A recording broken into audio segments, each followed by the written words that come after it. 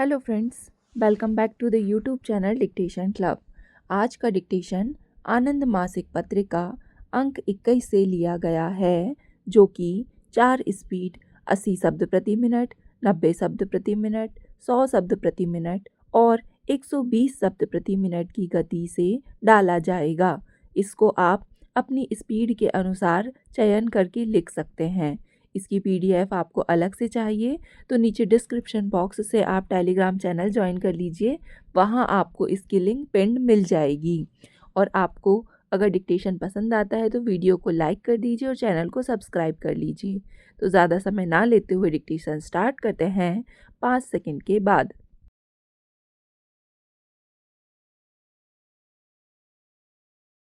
अध्यक्ष महोदय, अंतर संसदीय यूनियन के प्रतिष्ठित सदस्य एवं अन्य विशिष्ट अतिथिगण, मुझे यह कहने की आवश्यकता नहीं कि आपको अपने बीच पाकर मुझे कितनी प्रसन्नता है। मुझे पूर्ण आशा है कि आपके लिए यहाँ का विचार विमर्श उपयोगी रहेगा और भारत में आपका प्रवास भी रुचिकर तथा सुखद रहेगा। आप विभिन्न देशों से आए हैं, जिनके राजनीतिक उद्देश्य और पद्धतियां भी भिन्न भिन्न हैं, लेकिन प्रजातांत्रिक शासन का संपोषण करने के मामले में आप सब एक हैं।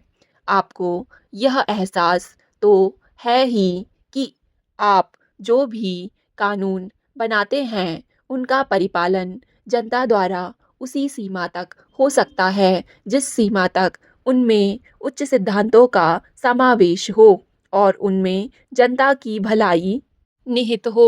वर्तमान समय से पूर्व प्रायः प्रत्येक देश में राजनैतिक अधिकार प्राप्त नागरिकों की संख्या कुल जनसंख्या के अनुपात में बहुत थोड़ी हुआ करती थी। कुछ लोगों द्वारा कुछ लोगों के हित साधन के लिए ही नियम बनाए जाते थे। बहुसंख्यक लोगों को तो केवल उनके सामने सिर झुकाना पड़ता था। अपनी अलग आवाज़ उठाने की किसी भी आकांक्षा या कोशिश को कुचल दिया जाता था। लेकिन आज संसदें बहुसंख्यक जनता का प्रतिनिधित्व करती हैं और उनके द्वारा चुनी जाती हैं। अब जिस जनता से संविधानों को सैद्धांतिक दृष्टि से अधिकारों की उपलब्धि होती है, उसका महज आदर्शवादी अस्तित्व नहीं रह गया है।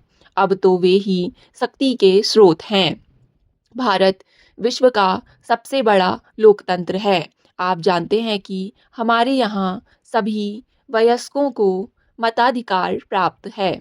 हमारी राष्ट्रीय संसद का निर्वाचन 25 करोड़ मतदाताओं द्वारा होता है और पिछले आम चुनाव में 25 करोड़ मतदाताओं ने अपने इस अधिकार का प्रयोग किया था।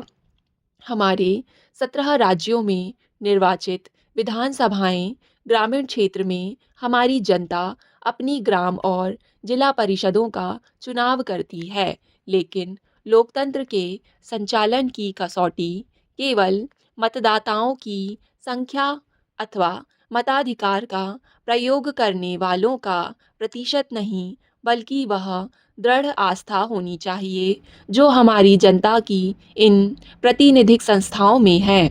कहा जाता है कि लोकतंत्र की कसौटी यह नहीं है कि सरकारें किस प्रकार चुनी जाती हैं, बल्कि यह है कि वे किस प्रकार बदलती हैं। हमारे राज्यों में सरकारों का परिवर्तन शांतिपूर्ण होता रहा है। हमारे आम चुनाव संवैधानिक दृष्टिकोण के विकास के मामले में मील के पत्थर रहे हैं। अध्यक्ष महोदय, आपके और हमारे अखबार आपको हमारी अत्यधिक गरीबी, प्रादेशिक टकराव, छात्र आंदोलनों, सांप्रदायिक दंगों आदि के बारे में बताएंगे। ये सभी संघर्ष पाए जाते हैं और सच तो यह है कि वे किसी ना किसी रूप में अधिकांश देशों में भी पाए जाते हैं।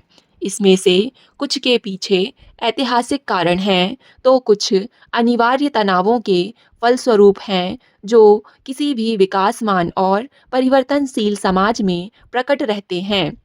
लेकिन हमारी जनता शासन ने संबंधित तात्विक मामलों में जो आत्मसंयम तथा निर्णायक परिपक्वता दिखाई है, उसकी तुलना में ये तनाव नगण्य है। भारत का हृदय मजबूत है और उसके अंग सुदृढ़ हैं। यह कथन इसलिए आवश्यक हो गया क्योंकि जैसा कि हाल में पश्चिम के एक सुविख्यात पत्र के संपादकीय लेख में कहा गया, ऐसा लगता है कि भारत लगातार अग्नि परीक्षा के दौर से गुजर रहा है और किसी भी अन्य देश से यह प्रश्न इतने नैरंतर्य से नहीं पूछा जाता, क्या वह इस परीक्षा में सफल होगा। भारतीय संविधान का स्वरूप संघीय है, जिसमें राष्ट्रीय एकता के दायरे में प्रादेशिक व्यक्तित्व के पूर्णतम विकास की गुंजाइश है और प्रशासनिक मामलों में प्रादेशिक तथा राष्ट्रीय विषयों का सुस्पष्ट निर्धारण है। इनका तात्पर्य यह नहीं है कि राज्यों के बीच या केंद्र के बीच मतभेद नहीं होते, लेकिन ऐसे मतभेदों को दूर करने के लिए हमने उपाय निश्चित किए हैं।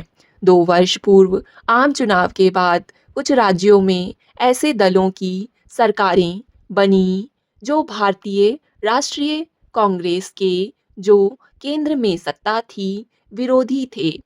हमने जनता के इस निर्णय को सिरोधार्य किया और इस स्थिति का अपने देश के राजनीतिक विकास के एक नए चरण के रूप में स्वागत किया।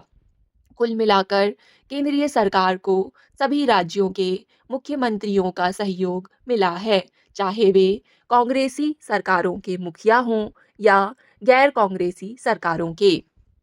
अगर समस्याएं होती हैं और वस्तुतः वे बहुसंख्यक होती हैं, तो उनका मूल किसी तरह की संवैधानिक अपर्याप्तता में ना रहकर साधनों की कमी में होता है, जिससे ऐसी स्थिति पैदा हो जाती है कि न्यायोचित मांगों की पूर्ति के लिए भी साधन नहीं जुट पाते।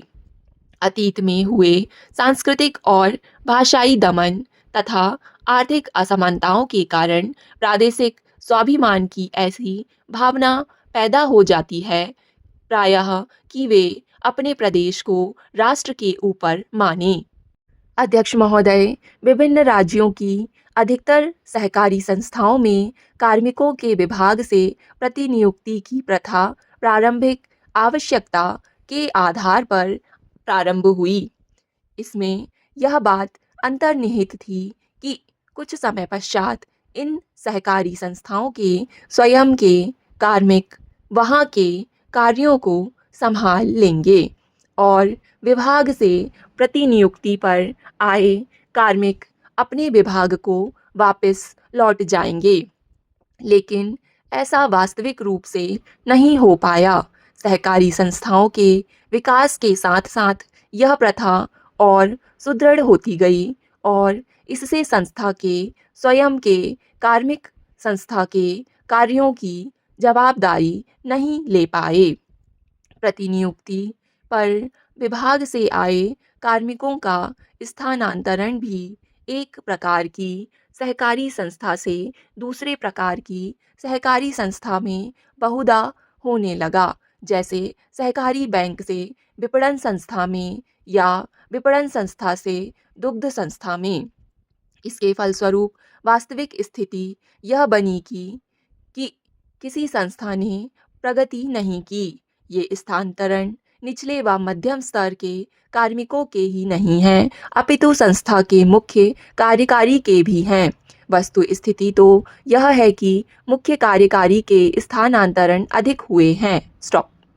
डिक्टेशन पसंद आए तो वीडियो को लाइक तथा चैनल को सब्सक्राइब ज़रूर करें। धन्यवाद।